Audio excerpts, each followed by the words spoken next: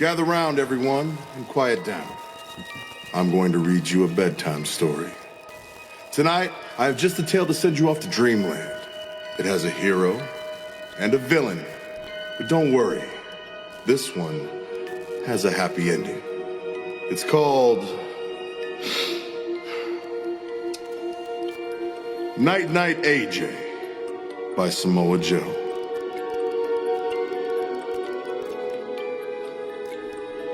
There once was a man who lived in a house that he built for his kids and his spouse.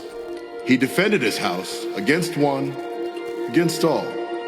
He started to believe he was 10 feet tall.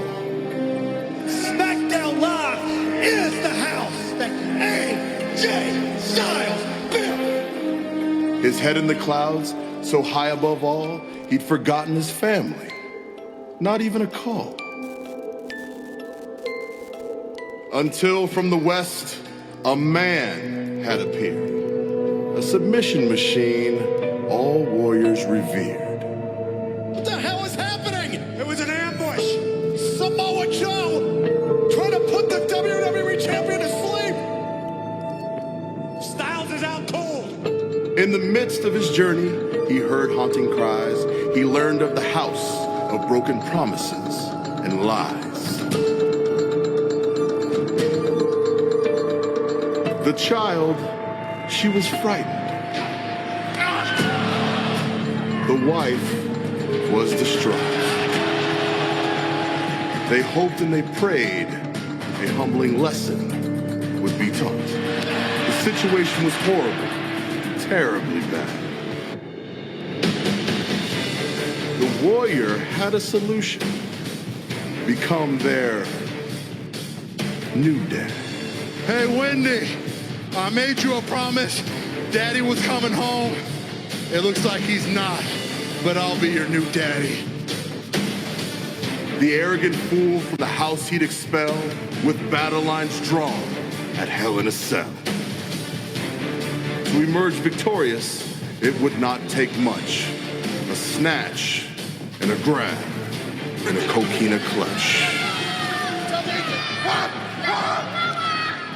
The lights they were dimming, his ego no more.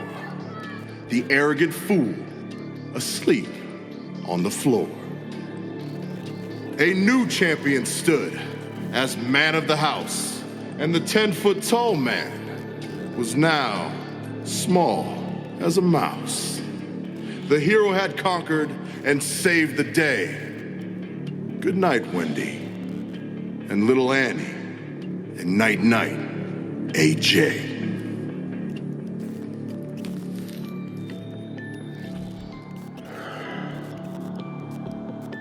The end.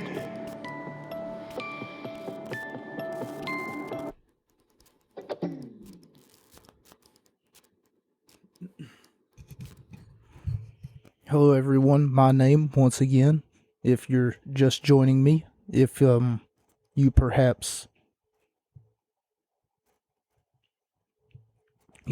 have never been here before, because I know that slowly but surely I'm gaining traction not only in other territories, in other states, in other communities, as well as in other countries, such as Germany. So Guten Tag, if you are from Germany, which I'm pretty sure means hello. I could be wrong. I'm sorry if I just said a racial slur. However, Backlash 2001 is what we will be looking at today. But we also will be able to look at something else. Backlash 2016. This is like my 12th, maybe my 13th attempt to try to record this. So hopefully I don't get interrupted again.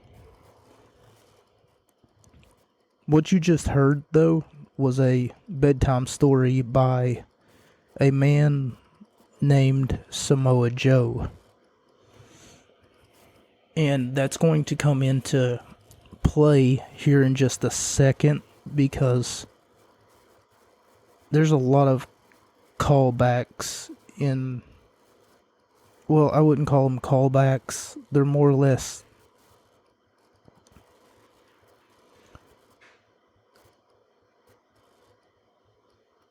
I know that a callback is something that you do that you maybe used to do, but you stopped doing, and then maybe you do it again. You start to pick it up and do it again, as though that, that's what you're doing. Like, doing it. Think about something that you used to do, like maybe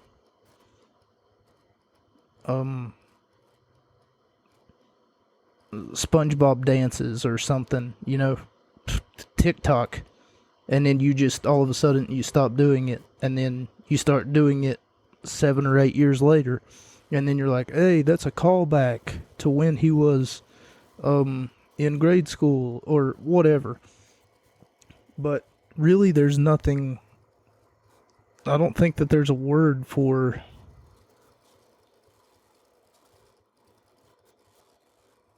I don't think that there's a word for something that you do or that you didn't do until the future.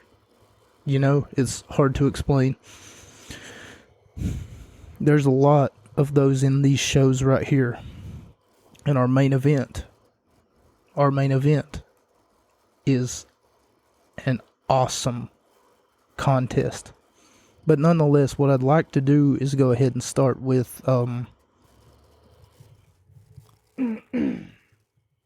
Kevin Owens. So, primarily in the wrestling world, talking about things that you don't like, it's kind of a double-edged sword, and it's kind of a it's hard to explain, I guess you could say. The fire burns at both sides. The blade swings both ways. And though, no, this is not something that I'm trying to say in order to tell you that I'm bisexual, or anything like that. But what I'm trying to hint at is the fact that here's my dilemma. Here's the paradox, okay? I don't like Kevin Owens. So, if I don't like him, maybe I should stop talking about him, right? Except that doesn't work. If I don't talk about him, then they won't know what they're doing wrong.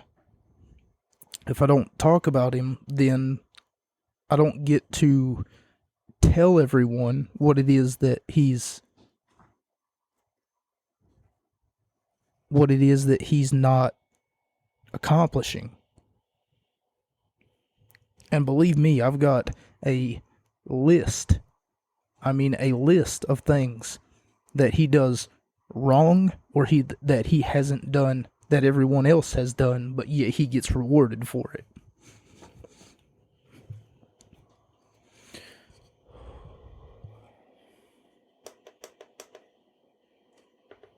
And I've about had it. That's bias. And on top of that, that's not even good bias. Whose dick is he sucking? That's what I want to know. But this week, Kevin Owens decided that it was a great idea to dress up as Steve Austin. And for whatever reason, come out to the ring drinking. I don't think he was drinking beer. I could be wrong. But he was belligerent and he was acting drunk and acting a fool. He came out and then he basically gave everyone his version of the finger, except it wasn't the finger. He just balled his fists up and rose his hand. And believe it or not, he's done this all of his career. Let's take, for example, his first gimmick. Okay? Whenever he came to the WWE, his first gimmick was KO. Basically, you know, I'm gonna knock you out. Mama said knock you out. I don't own the rights to that song. That's LL Cool J. But nonetheless, aside from a callback to LL Cool J, a shout out to LL Cool J, by the way. One thing that you need to understand is that KO was two things at that time whenever Owens made his debut. Oh, and let's talk about his Ring of Honor pathetic career. So for 15 years, he worked in a Canadian wrestling company known as Ring of Honor. At the time, was a Canadian wrestling company. According to him, at least, he worked there for 15 years. So, whenever he worked there, he was tag team partners with someone known as El Generico, who would later become Sami Zayn. And El Generico had a tagline whenever he would come out that he's, quote, anything but. And in case you didn't understand what he means by that, he's anything but El Generico. So I guess El Generico is Spanish for the generic or a generic. But see, the problem and the irony in that is that El Generico, as well as Sami Zayn, the man behind the mask, is absolutely generic. He's got no redeemable traits about him whatsoever. He's terrible on the microphone. He's piss poor and mediocre, if and at best, in the wrestling ring. He, much like his buddy Kevin Owens, has stolen most of his gimmick. He needs to shave his beard because it looks like a rat's growing on his face.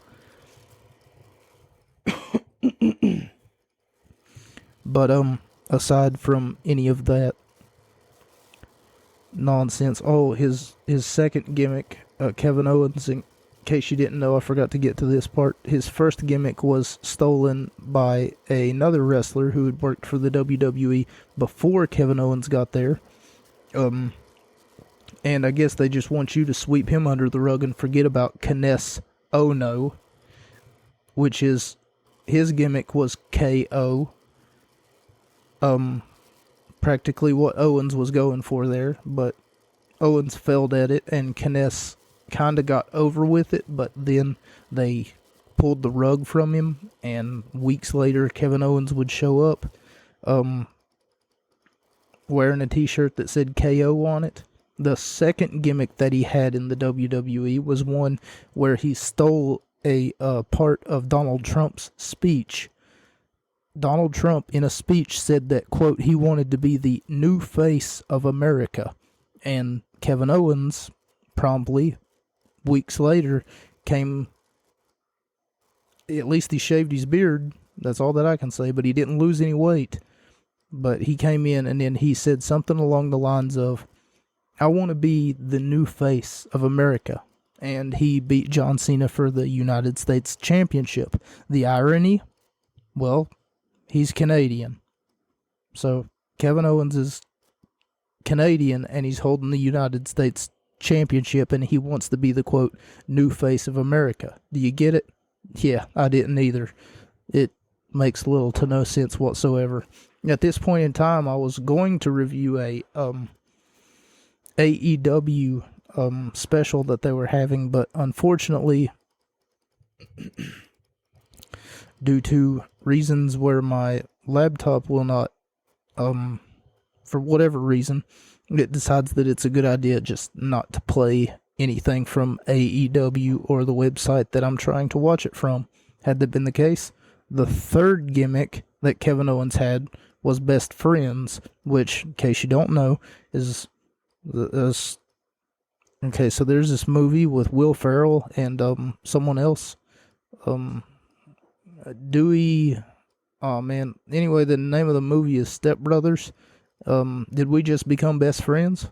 I think we did, and that's part from the movie too. And his gimmick this whole entire time was the fact that him and Chris Jericho were best friends. But the only problem with that is that he ripped himself off whenever him and Chris Jericho became, quote, best friends. Not only did he rip off the movie Step Brothers, but also he ripped off the,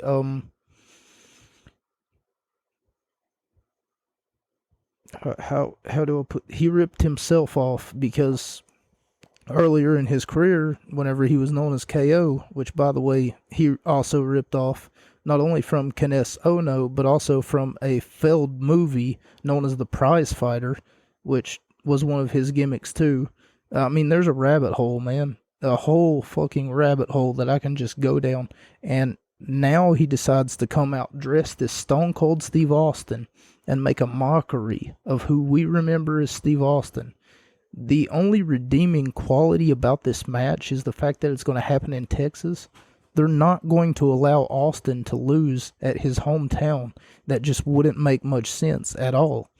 That would be like going to Canada and then letting Bret Hart lose to someone who's not even from Canada if you're going to put on a great Canadian match, if that's what they want to call it or whatever.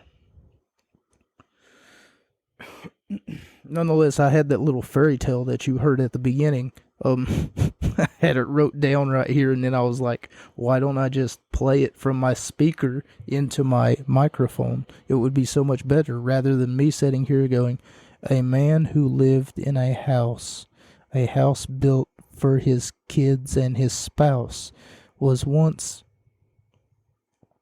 and then sitting here going, no, he beat one, he beat all, he started to believe he was 10 feet tall. You know, like, I can't do it justice like Samoa Joe can, and that fucking music, man.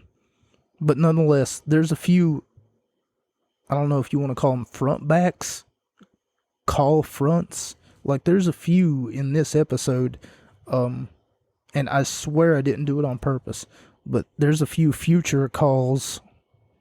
Imagine getting a call from yourself from the future. Oh, wicked.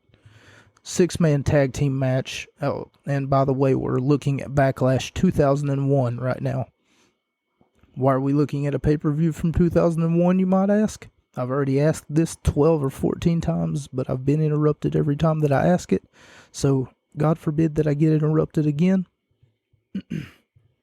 Why are we looking at a pay-per-view from 2001, you might ask?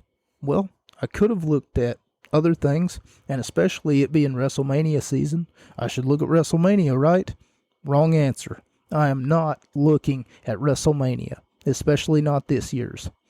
Holy crap, there's only been 29 out of like 38 decent WrestleManias. And the rest of them are just garbage. They're just absolute trash. Okay, so WrestleMania 30 started a trend of just trashy WrestleManias.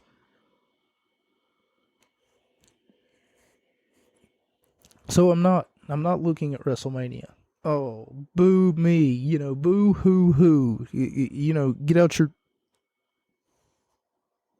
fucking chocolate milk and start sucking it down, stupid marks, because there's no way that I can sit down and watch a 2-night event, and for that matter, have to sit down and just rate every match on the card. In case you guys don't know, I've never rated a Kevin Owens singles match before. Seriously.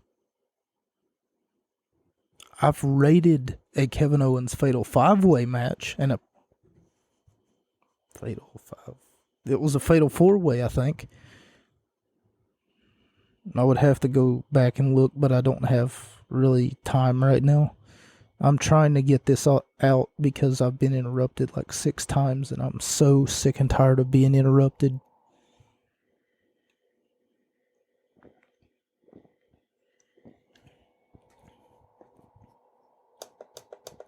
So yeah, aside from Kevin Owens stealing everything that he's got, oh, and I forgot to talk a little bit about his fucking... Okay, so in Ring of Honor, Kevin Owens did this one, and this is about all that he did. He would smile like a jackass for the camera, and then he would say, "Package power driver, everybody." And then he'd stick his thumb out. And he would call himself Mr. Wrestling. By the way, that's ripping something else off. He called himself Kevin Steen. I'm not really sure. Is he Jewish? You know, because everybody that I've known that's been Jewish, or even on cartoons and stuff, has been Jewish, has always been like,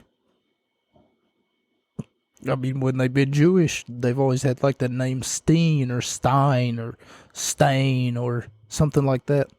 But nonetheless, Backlash 2001, hopefully I got out all the aggression that I can give to Kevin Owens. I really don't want to give him much attention, because some people feel like I'm just doing that for clout. Like last week, whenever I threatened to burn his house down and shoot him and rape his kids or whatever, you know, like, I don't need all that. I wouldn't rape his kids. I would pay someone to do that, because I'm not touching them with a 10-foot stick. I didn't mean it like, you know, I would pay someone to do that. But what I mean is, you know, in hindsight, if given the opportunity, I know I'm painting myself as a bad guy here, and right now I'm feeling a cold chill run down my spine, because, you know, the fact that I just said that was kind of, you know, like, that could be taken out of context, but I'm not looking to take stuff out of context of the quote bad things that I would do to Kevin Owens.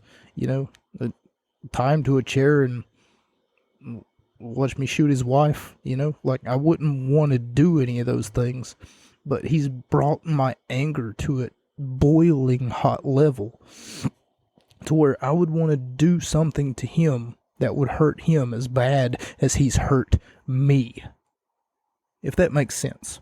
And I feel like that a few of the examples that I've just given right now,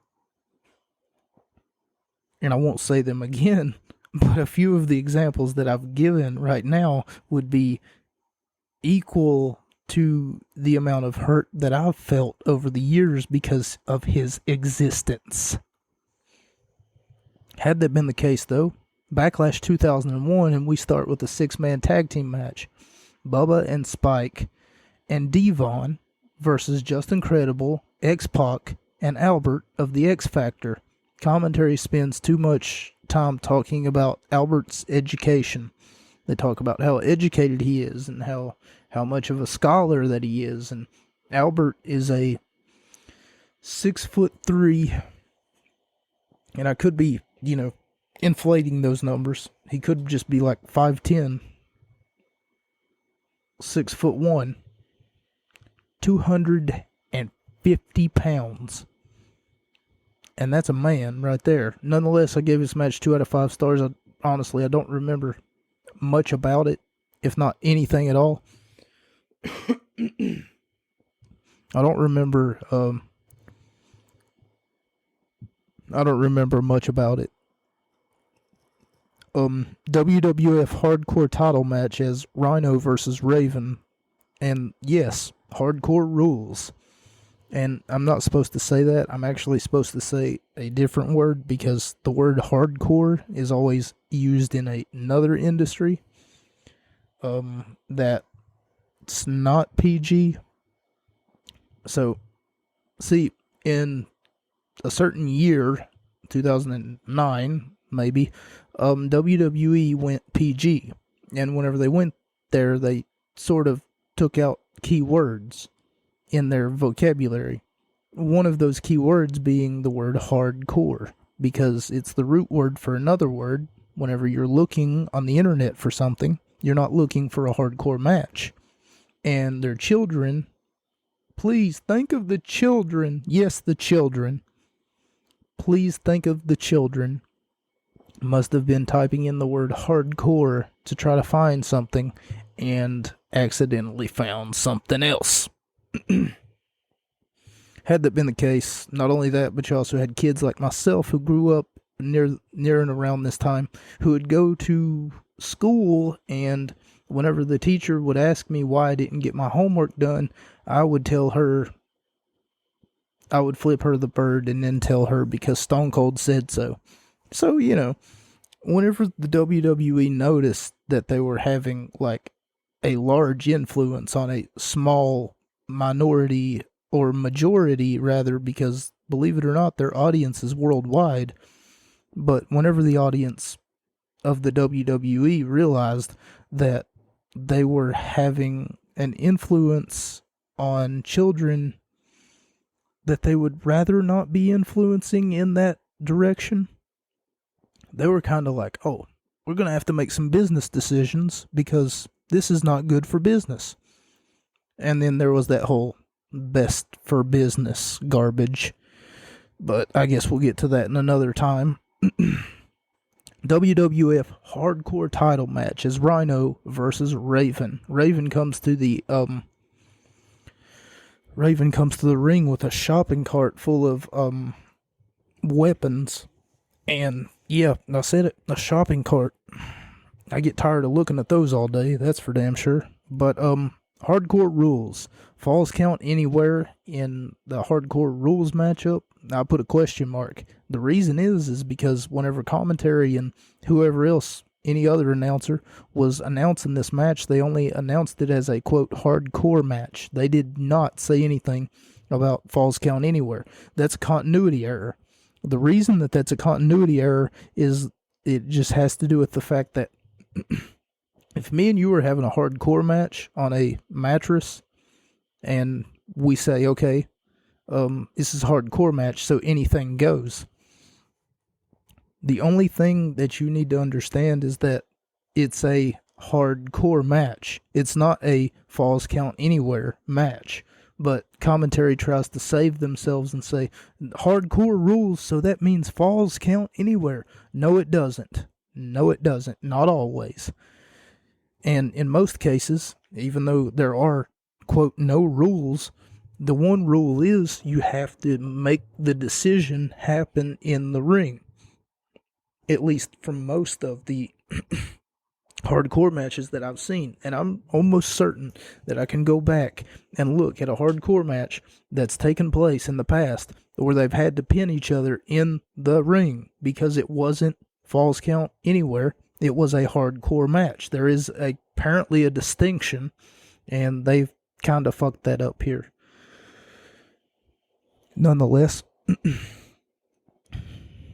commentary ends up bringing up the fact that in that shopping cart full of weapons, there was a kitchen sink. He says, do you think he'll hit him with the kitchen sink? He says, metaphorically, he said, or literally. Because I'm going to hit you with everything but the kitchen sink. Okay, so there was a last man standing match with the Big Show. Here's where the callbacks begin. Now, you remember the story that you just got told right there? I want you to do me a favor and look up Backlash 2001 WWF. Try to put this all in, like, I wouldn't say one word, but try to put it all together. Then look up Shane McMahon versus Big Show. You don't have to look up the match. Just look up what Shane McMahon said. The promo package shows Shane McMahon reading something of a bedtime story. And yes, this happened September 11th, 2001. Believe it or not. And in case you missed it, that broadcast that I just let you guys listen to happened September 11th, 2018. I'm just gonna leave now. No, I'm joking. Okay, so Shane McMahon versus The Big Show in a last man standing match. So here's where the callbacks begin. again, because the Big Show was in another match that we have on file here, and I rated it 5 out of 5 stars. And it was against Roman Reigns, and it was against Roman Reigns, and it was a last man standing match. I don't know why I'm losing my voice. Like, I can go no higher in my voice range than this right here, and I don't know why.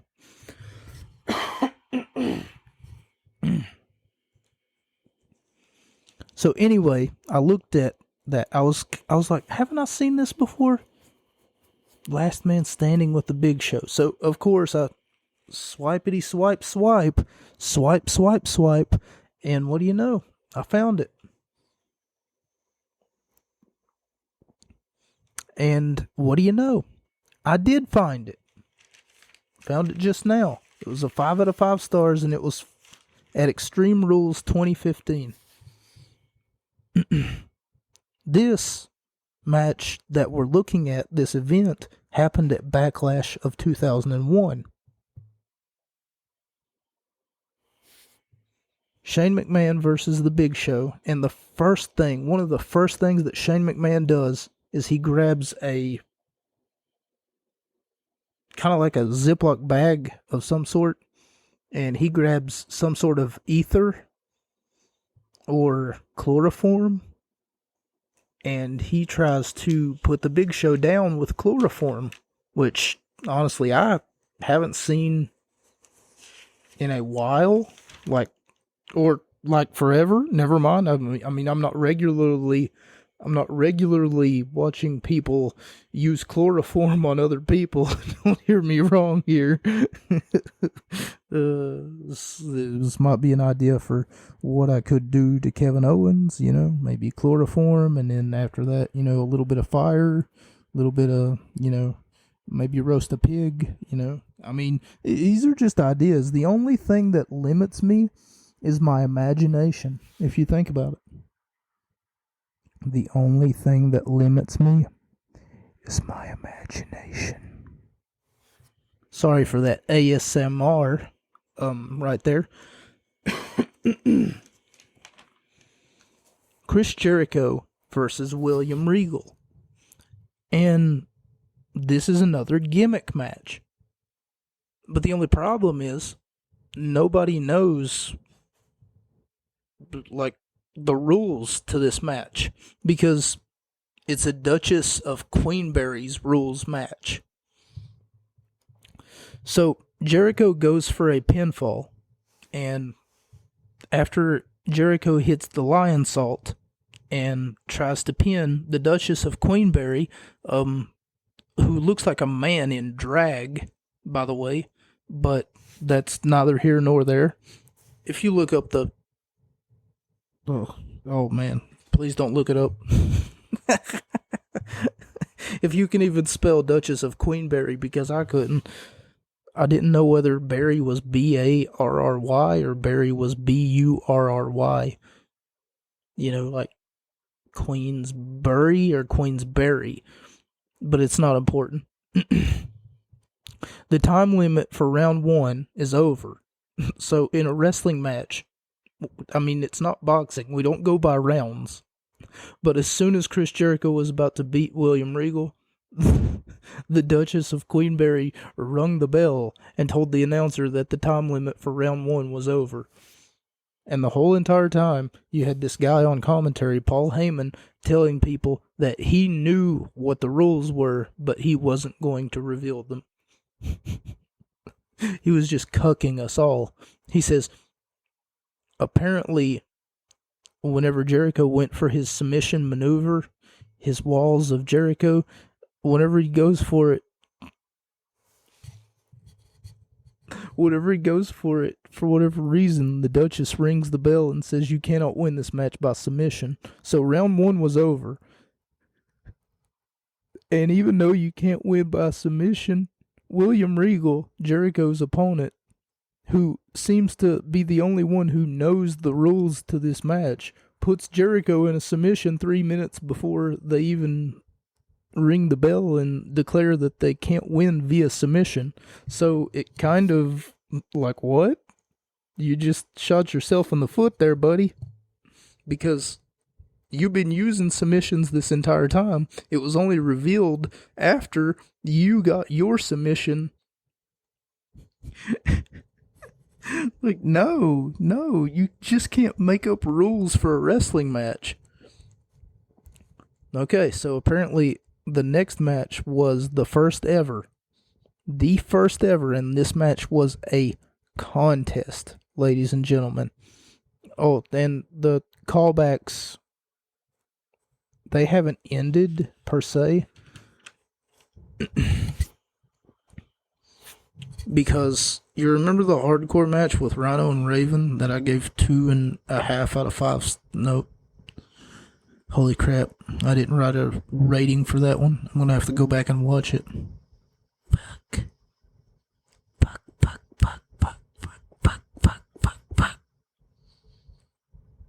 But the last man standing match, against Big Show and Shane McMahon, it had 2 callbacks to it. One was the fact that Big Show was in a last man standing match against Roman Reigns. Roman at the time had this gimmick wherever he would come out and he would say, I can, I will, and you can believe that. But everybody around him kept saying, you won't, and you can't, so don't believe anything. Like, believing in yourself was just, that was just far-fetched by their standards, I guess. But Roman found a way to win there, and the whole you can, or I can, I will, was further reinforced by the fact that Roman did, and he did triumph. And I was expecting Shane McMahon to win here, and what do you know? He did. He did the world's largest elbow drop. He did an elbow drop from upwards north of 30 feet in the air. Whenever he did the biggest elbow drop that I've ever seen. The callbacks don't end there, ladies and gentlemen, because Shane McMahon on the Go Home show before the pay-per-view was basically in a chair reading a fairy tale, much like the one that you heard at the beginning of the program. But the callbacks don't end there, ladies and gentlemen, because both of these matches, Backlash 2001 and the other fairy tale that you heard, were all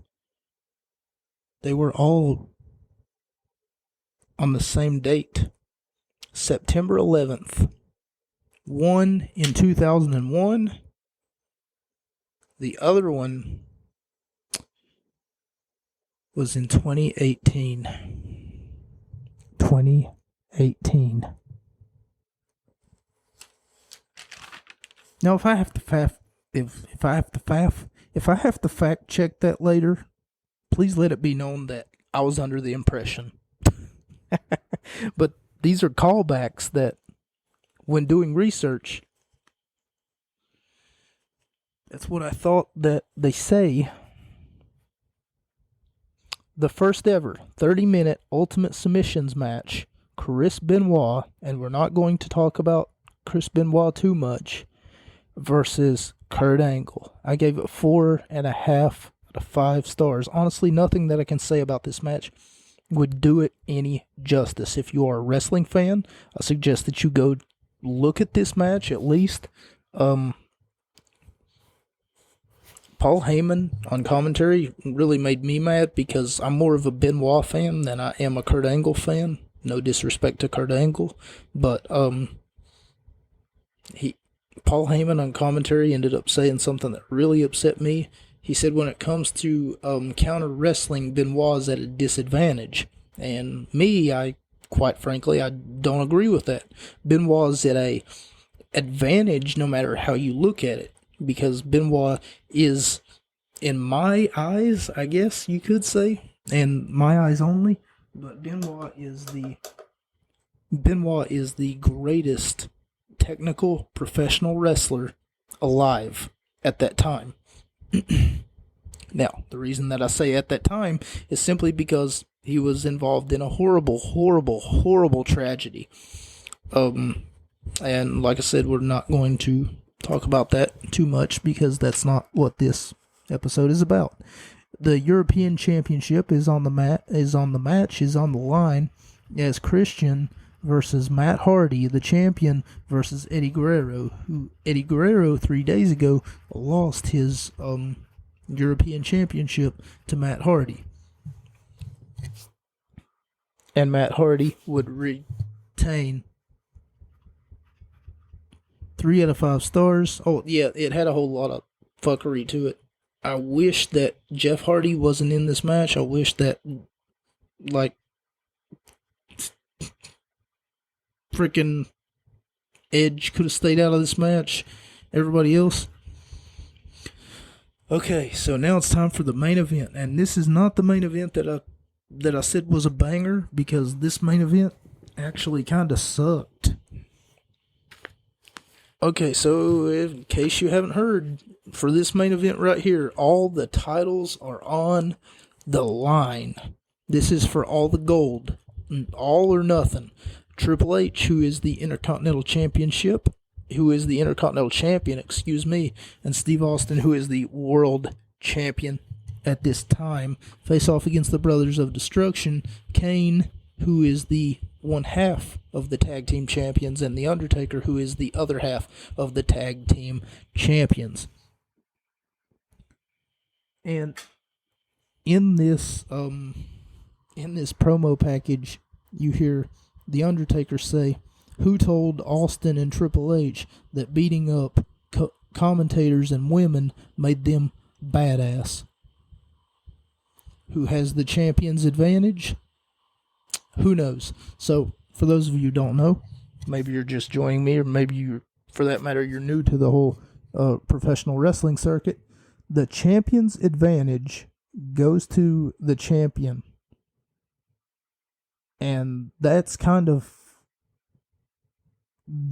makes this match a little bit wishy-washy because it's for all the gold. So, like, say if Steve Austin were to low blow The Undertaker, in UFC, a low blow, a blatant low blow at least, would count as a disqualification. A disqualification in which that, I guess, the other guy who got low blowed would win. Or maybe it would be a no contest. I'm not sure, like, how they work that out in the UFC. Let's take Here's what really gets me, and I wanted to talk about this too a little bit because I've got a lot on my mind over the past week. I don't understand the love for basketball, for baseball, for any other balled sports that are dictated by who can run a ball down a field, especially basketball, especially something having to do with these goddamn peacocks. I don't understand St. Petersburg Peacocks or whatever they're called. They're winning and everybody's going nuts about it. Everybody and their mom. I mean, this makes headline news for whatever stupid fucking reason that it, like, how can it make headline news? It's a basketball game. Oh. My ambition is so fucking big for everything that I believe in, and I don't understand. Oh, they're underdogs. Oh, they weren't supposed to win this game, and now they're in the top 4. Oh, March Madness. March Madness happens every year, and yet you people act like it comes around once in 12 years. I don't understand. Let me give you an example, okay? So, last year's March Madness, let's say that the champions had to defend their championship every year from that point on, instead of there being a 65 team bracket where you just have to pick a number and they just feel you like it's anyone's game as long as it's fair shot. Rankings don't really matter. You can, I don't know who's responsible for the rankings, but time after time, whoever it is could have their own bias and they could rank someone higher than what they're supposed to be ranked.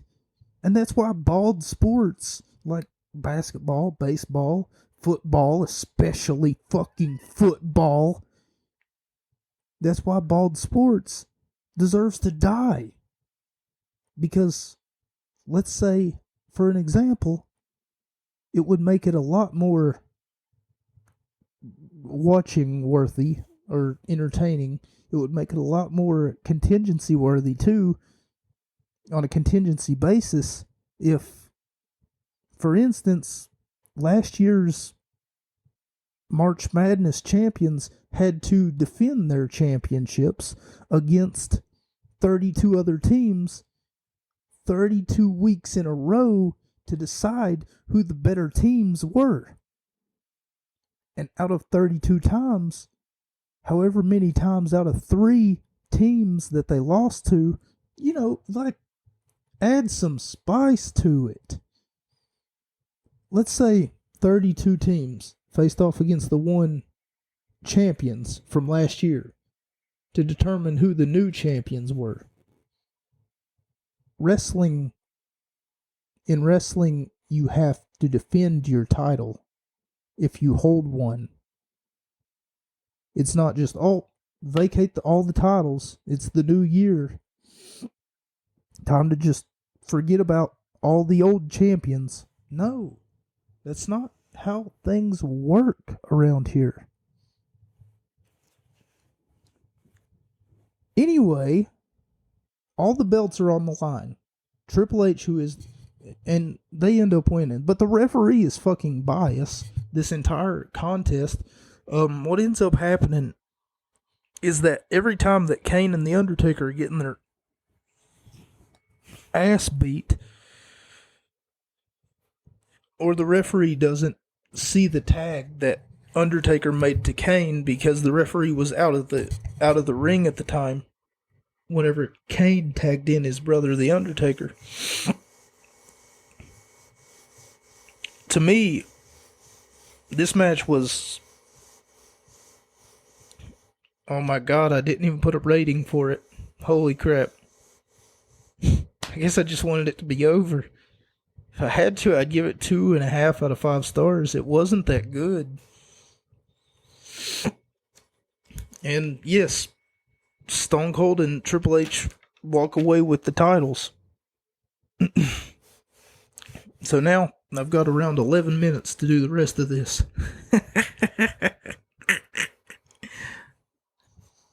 Six-pack elimination challenge.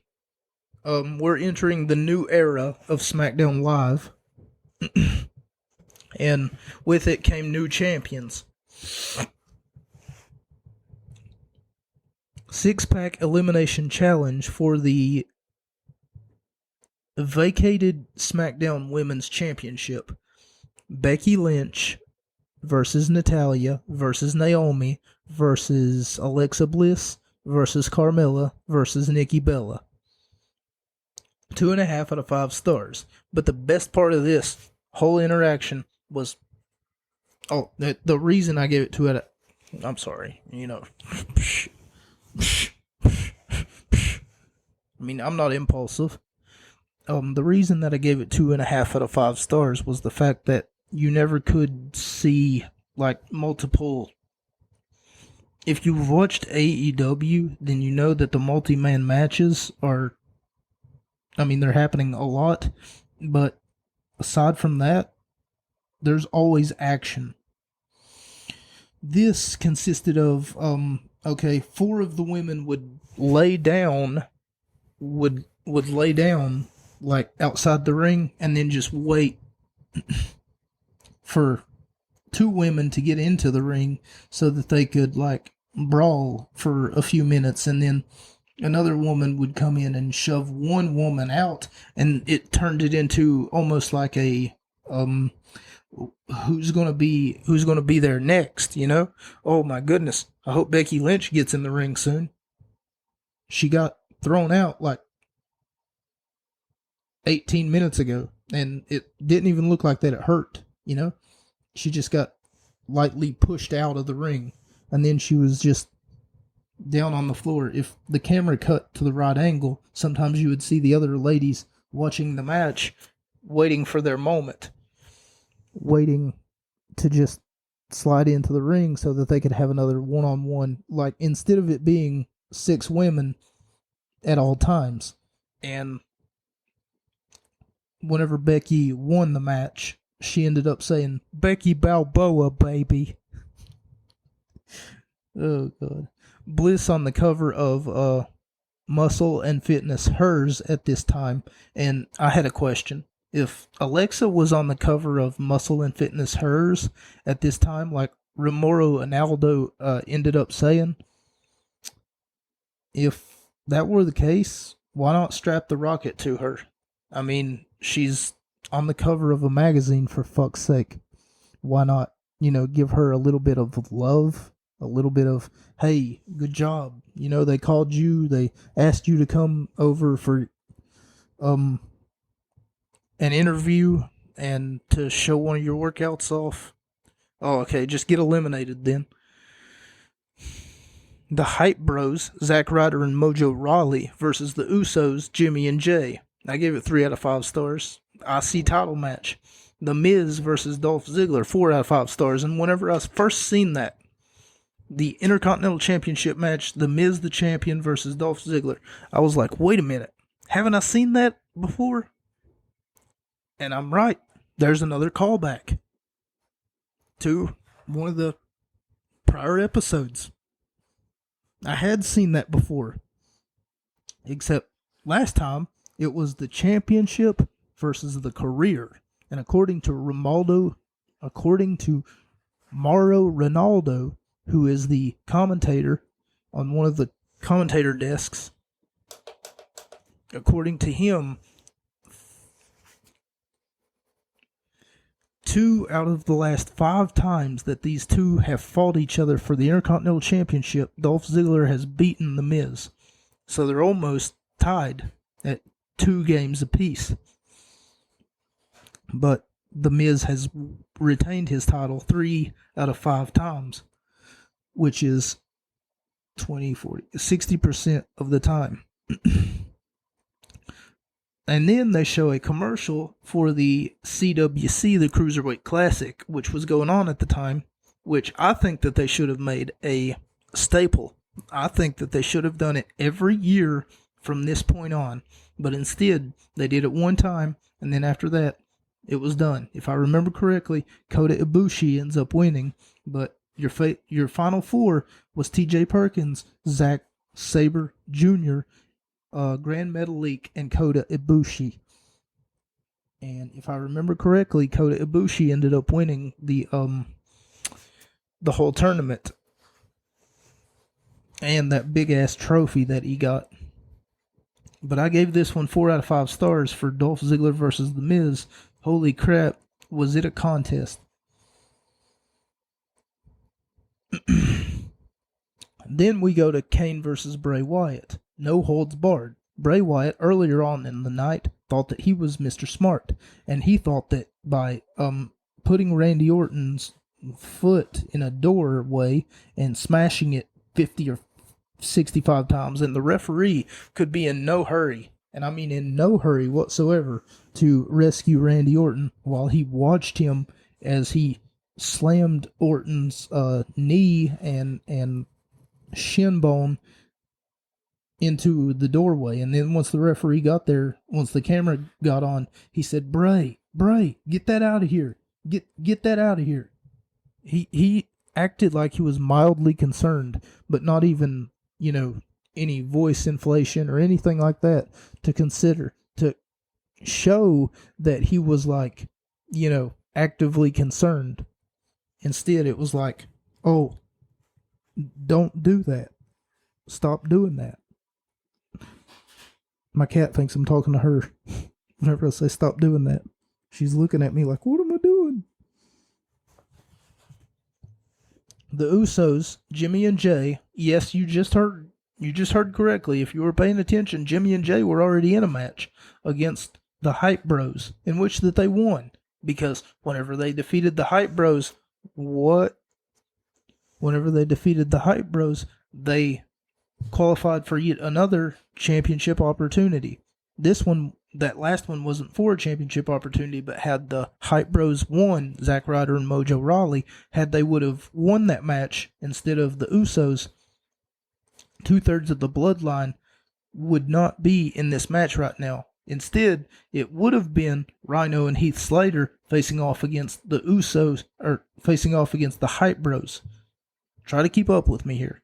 The Usos, Jimmy and Jay, ended up winning their match earlier on in the night in order to get to where they are now. And what that means is that if they win this match, that they're going to go on to win the SmackDown Live championships. However, they do lose. And I give it 3 out of 5 stars. I thought that it was really, really good. And especially the story that they told, the fact that Heath Slater was picked last as the last draft pick for SmackDown Live. Matter of fact, according to Twitter, he wasn't picked at all. He was there in the building whenever they turned off the lights, and apparently he wasn't picked, so he was a free agent. He got told that if he can win his match here tonight, that he would have a WWE contract. And what do you know? He ended up winning. And whenever he's on the microphone, because there's a congratulations interview, but whenever he's on the microphone, he tells his wife, he says, "We're getting a double wide." So in case you don't know, Heath Slater is from Pikeville, West Virginia. Kind of my hometown, but kind of not, because I'm not from Pikeville. And then we go to our main event of the evening, as WWE World Champion Dean Ambrose faces off against AJ Styles. This match, oh my God, this match was so fucking good. I can't tell you a number of things that happened in this match that made me go, holy crap, oh my God, oh no, could it get any better, could it get any worse, could it get any better, could it get any worse? The only thing that I would like to scrub a little bit of points away from was the not so clean win that AJ Styles gets over Dean here. But at the same time, it's good storytelling. If you think about it, because AJ's he's just getting off the heels of beating John Cena, and it's a dream match. At this time, nobody thought, and I mean this, nobody in the wrestling community ever thought that they would be able to see AJ Styles face off against John Cena. It seemed like a fairy tale. It seemed like a far-fetched dream. It seemed like it was 10 realities away from the reality that we're in today. But ladies and gentlemen, AJ Styles did the unthinkable. He left TNA Impact Wrestling, the home of AJ Styles for over 10 years. He left and he came to the WWE. January 2016, he made his debut at the Royal Rumble. And when he made his debut, do you know the first thing that he did? He had an interview. That's what he did. That was the first thing that he did. And in that interview, they was asking him questions like, why take the long route to get to where? But wrestling analytics, wrestling everywhere, people were going nuts because they didn't think that this would ever happen. AJ Styles in a WWE ring, let alone AJ Styles being the WWE champion. Like, that's unheard of. Because for the longest time, AJ Styles was thought to be Impact Wrestling's cover boy. And for that matter, he was thought to be the cover boy of everything else. Everything professional wrestling was AJ Styles. He was ranked number one. He had competed around the world for the G1 Climax, which is a tournament that takes, I want to say forever to resolve, but it probably doesn't take that long. But the prestige, just the prestige of being in the G1 Climax tournament, the fact that this man won the IWGP World Heavyweight Championship twice in his career. They asked him, "Hey, do you speak any Japanese?" And then he said no. But he lived in Japan for 3 years or 2 years. I want to know how you did that if you don't speak their language. You're not making any sense, bud.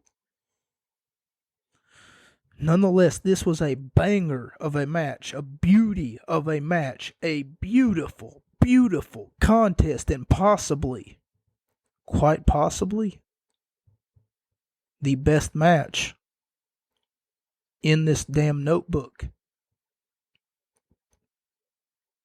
I found a hidden gem because I didn't think that it was going to be as good as it was. And in a way, the ending was kind of suitable, but in a way, the wrestling fan inside of me wants to see it end some other way, you know, but at the same time, the kayfabe wrestling fan in me, and kayfabe is everything that happens that you see, like the referee's down and somebody grabs some brass knuckles, and then after that they bop the opponent straight in the head, straight in the face, you know? Like, that's the kayfabe wrestling fan inside of me. I know why it had to end the way that it did, and it was to make AJ Styles have heat. So here's what happens. Dean Ambrose and AJ Styles are grappling, and then while they're grappling, struggling for control of one another, Ambrose gets shoved into the referee. And as he's getting shoved into the referee, what ends up happening is the referee takes a dive or a bump, and while the referee is down, AJ Styles looks over at the referee while he's down, and he does those dirty tactics that Eddie Guerrero used to do. He lied, he steals, and he lied, he cheated, and he stole all of our hearts. AJ Styles kicked Dean Ambrose in the dick. And whenever he kicked him in the dick, Dean Ambrose fell to his knees, and AJ hit him with the Styles Clash. The 1, the 2, the 3.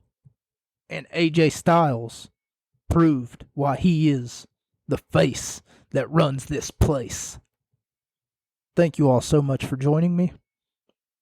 And, if you noticed any more callbacks or call fronts, I'm not really sure what they're called at this point. My name is Mocha, and luckily, the 15th time's the charm because I didn't get interrupted this time. I got no way of editing this, so if I was to get interrupted, all I could do is shave off the ending. Thank you all so much for joining me. My name is Mocha. Your name isn't important, honestly. I'm joking. Tell me your name, Maybe we could go get a drink, or, maybe I could read you a bedtime story.